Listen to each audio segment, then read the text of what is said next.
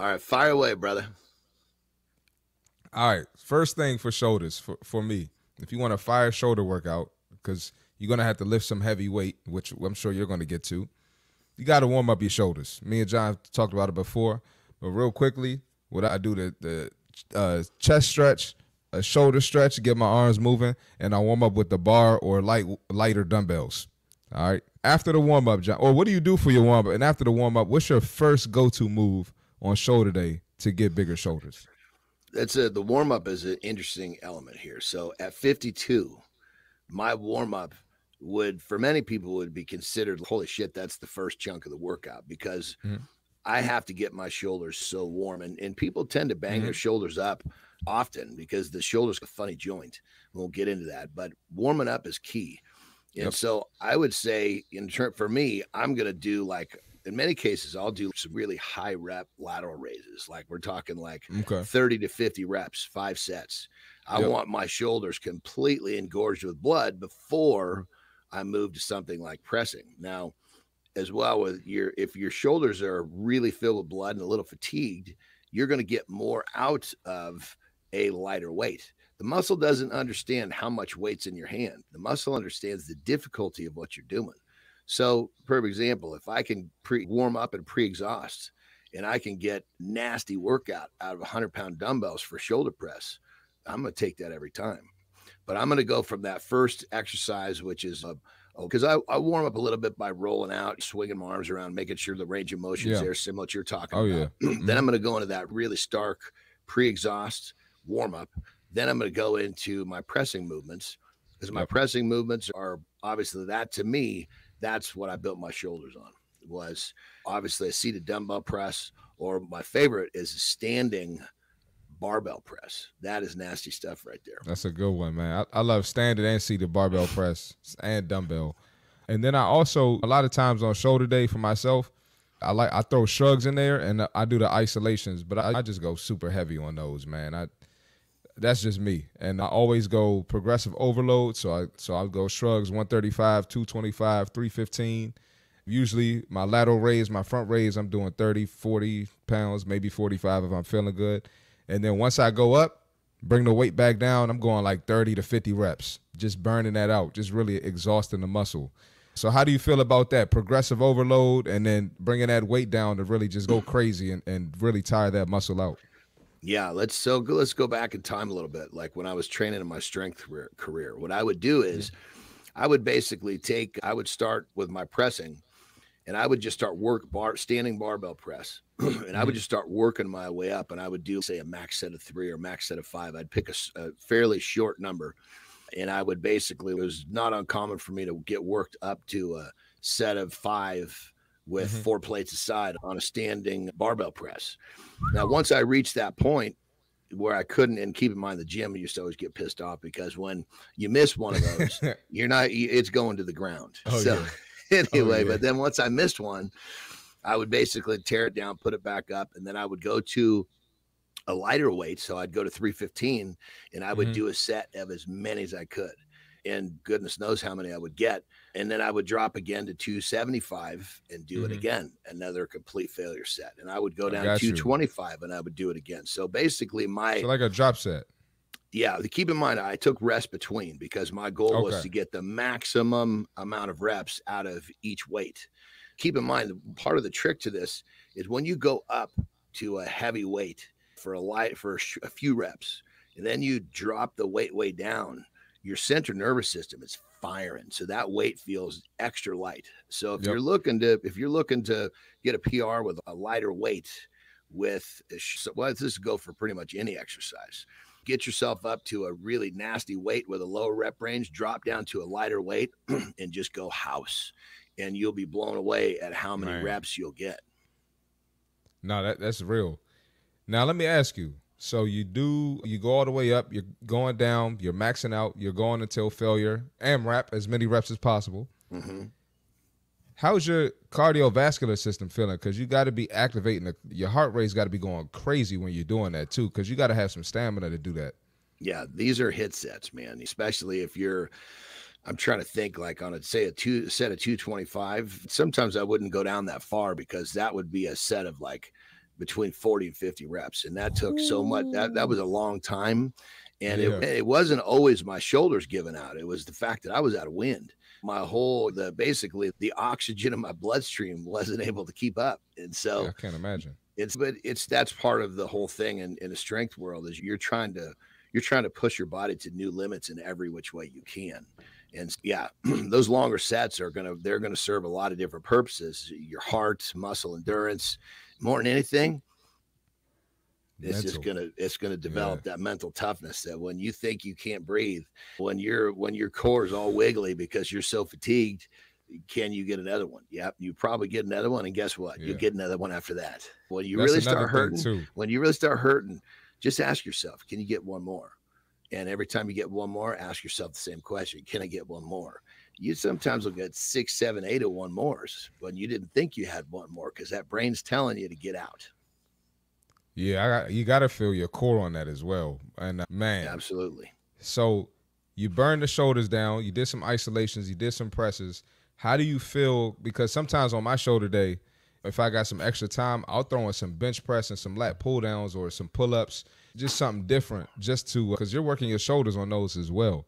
How do you feel about adding those movements into a shoulder day, maybe at the end of your regular workout? I guess it's a great question. It really depends on the individual. For example, if you got chest the next day in your program, probably not a good idea to do it again, to do some at the end of your shoulder. Oh no, I got legs tomorrow. I got legs the next day. Yeah, when it comes down to it, I guess it really depends on what you got left. Because my goal was to make sure that there was nothing left by the end of that pressing. And if I truly felt like I gave it up and there was nothing left, I did my job. But now my job is to have the discipline to get the fuck out of there, excuse my language, because once you really start to own this shit and you really start to want to do it, we talk a lot about that. When you start to build these habits to where you want to go to the gym, you're going to find yourself where your discipline is not to get there. Your discipline is to know when to leave. All right. So that's clearly like a super high intensity day. So how are you doing that week by week? Are you just going balls to wall on shoulders every week? Or are you, so I went crazy last week. I'm going to have a lighter shoulder day this week. How do you go about that? Everything kind of cycles because like in those days, you're basically peaking for a contest. You go to a contest and keep in mind the week leading up to a contest, you do nothing. You walk, you don't lift any heavy shits. There's a lot of recovery. You compete. Then you're going to have damn near another week off again to let your body recover. And then you're going to start your cycle again, which is to work up to that maximum performance before that next contest. So when you're competing, or when I was competing, it was cycling itself based upon my preparation. Now, where I have more of a struggle, like now where I'm not actively competing, is now I have to force myself to cycle without having something I'm preparing for. And in my case, a lot of times what that means is I'm not good at showing up to the gym and say, oh, I'm just going to ease through this workout. That's not me. I have a hard time. Me neither. I'm either going to drop the hammer or I just won't show up. And that's where I choose to, okay, I'm going to choose not to show up. That's the discipline right now for me, is knowing when not to show up. And again, it's just the flip side of the equation. We're talking about creating the habit of showing up is what we talk about a lot about here. Well, there's a certain point where all of a sudden the discipline is to know when not to show up. Yeah, absolutely. Hey, we're hanging out with John, C. Marty Fit and Keith Phillips here. John and Marty wrapping up the In the Gym segment. We're just talking about building the ultimate shoulders. I was taking that in, man. That's some good stuff there.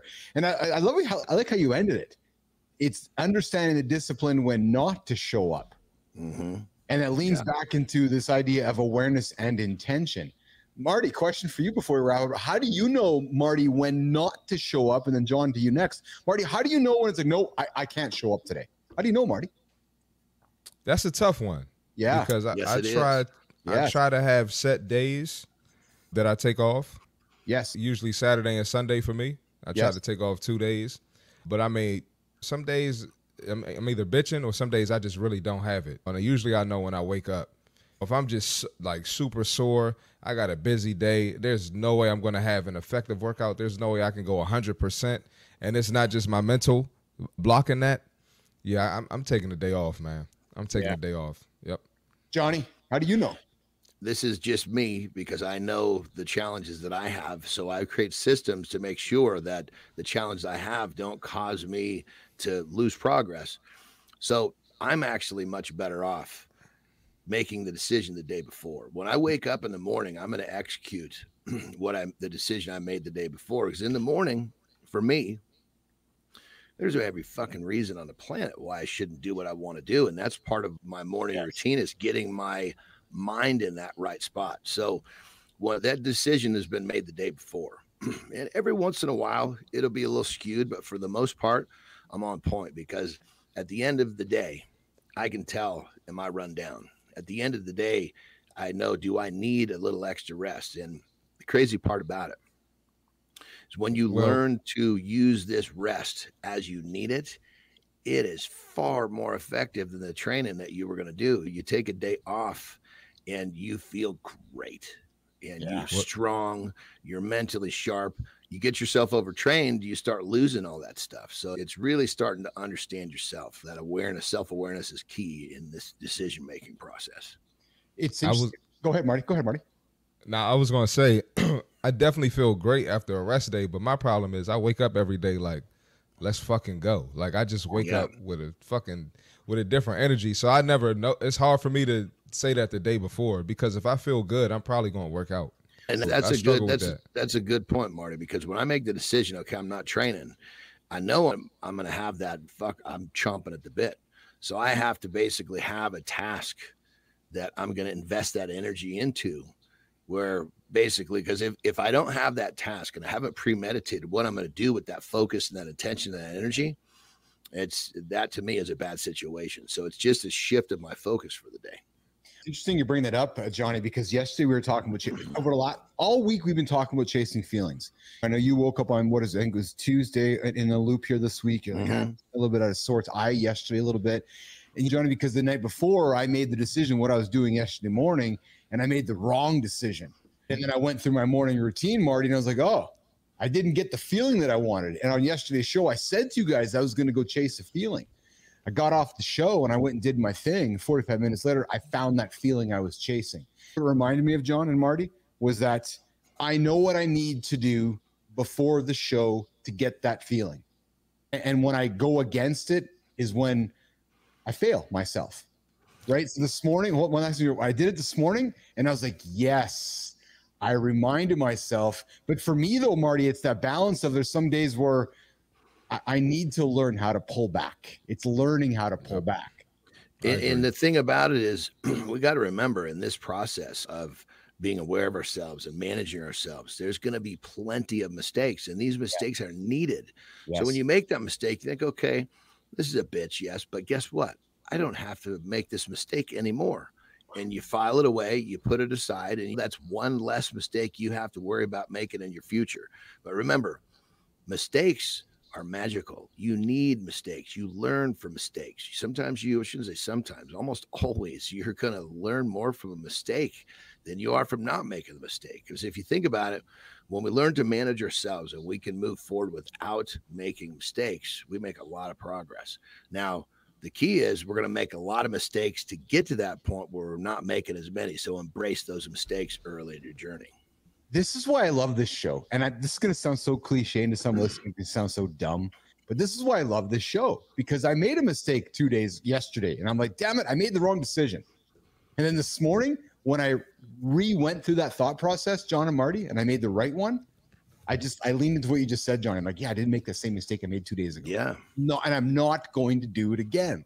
And like I've been talking about with Lauren, like every single day for 2 hours, I'm out here talking to Business Athlete Nation like you guys are. How can we leave the show and be a hypocrite? We can't. So this show has very much kept me on par and kept me on the straight. I hear things that you drop, Marty. I hear something that you drop, Johnny. And then I go through my own intentions and I make mistakes when, fuck, that didn't work out.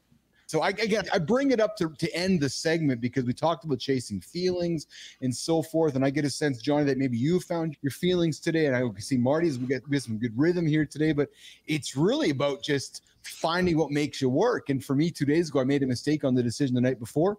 I corrected it yesterday. Today, I'm feeling like a fucking $1 million.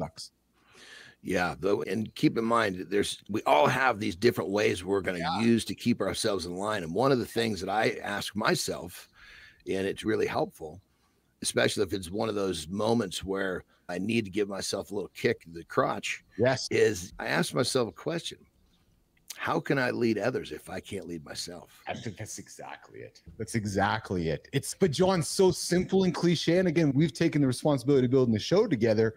And how can we sit down and tell Shinku or Good Time, So Young, and say, oh, you got to do this, yet we're fucking not doing it ourselves? Yeah, agreed. And that's why I have leaned very much into like my relationships, listening to things you're talking about, Johnny, and not raising voices and stuff. And fuck, man, no, like I'm better than that. If I'm going to tell people to be better, I got to be better too.